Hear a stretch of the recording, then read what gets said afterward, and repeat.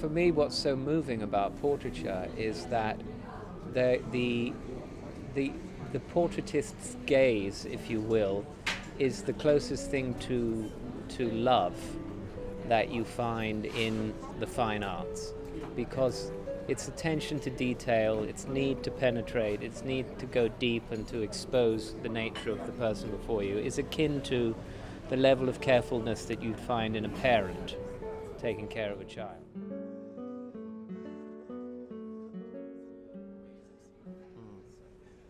Again, as the artist in the act of looking at, I mean, portraiture is so difficult. Getting a likeness is so incredibly difficult that any intellectual sense of judgment, or it just completely goes out the window. The mind is thrown into a state of desperation to try and record the information before you, which is often so vast and shifting that for me at least, there's a moment of terror. It's a sort of Zen moment of emptiness where I have to let go of everything and say, and even I've been making portraits for 25 years and I still go into that empty moment of, oh shit, I don't know what I'm doing here. Because every new portrait is a fresh assault on the unsayable, which is, to paraphrase what Eliot said about every new poem, is a fresh assault on the inarticulate, you know. So every time you're confronted with a new subject, it's a new mountain, and you have to climb it in a new way and find a new way to get to the top. So you have to surrender to the process. The process takes you there. In the moment of making the piece, you always feel inept, or at least I do. You feel inept, you feel you don't know, and then suddenly you catch on to a trend, and the trend takes you somewhere. And that's very exciting. It's the kind of eureka moment that you find in art. And I think it's the habit-forming moment that, with all the difficulty of art, that's what keeps people in the game, is that addictive eureka moment where it's working. I don't know how it's happening or how I got to it, but it's working. And it's like being in the hands of the Lord, the good Lord above, you know.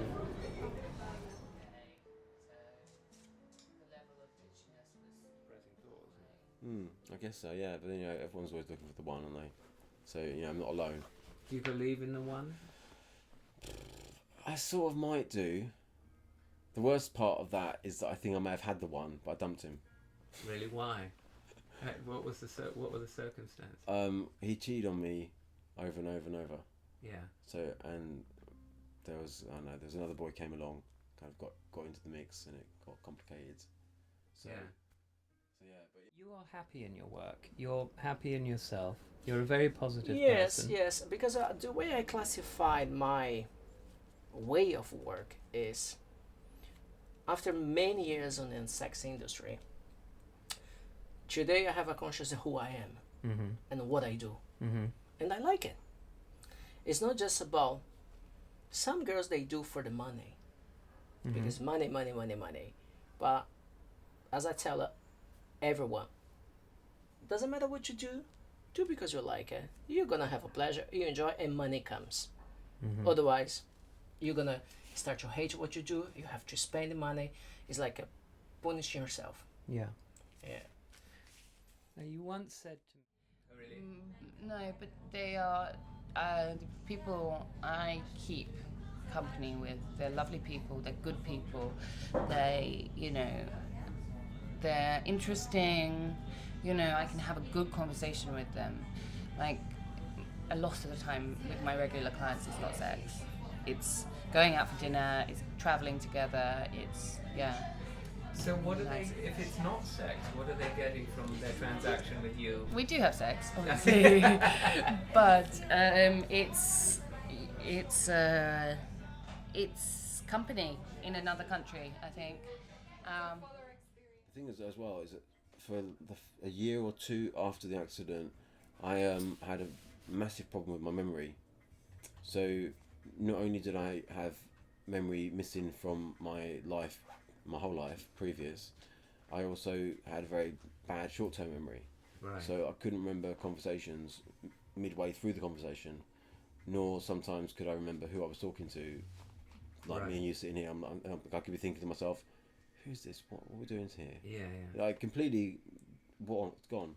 And also I noticed as well that when my life. Yeah. So, Yeah. but I get bored of things very easily. Very easily, I get bored. So every time somebody say, "Oh, it's a project or doing this or that," I say, "I'm in." Yeah.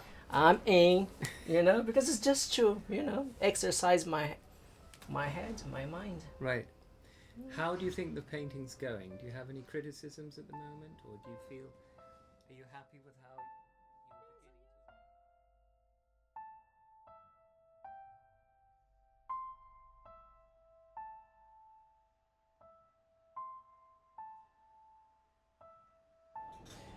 beginning? I think the first thing to say is that sex is fascinating to pretty much everybody. Everybody's interested in sex because it's such a powerful force in our lives.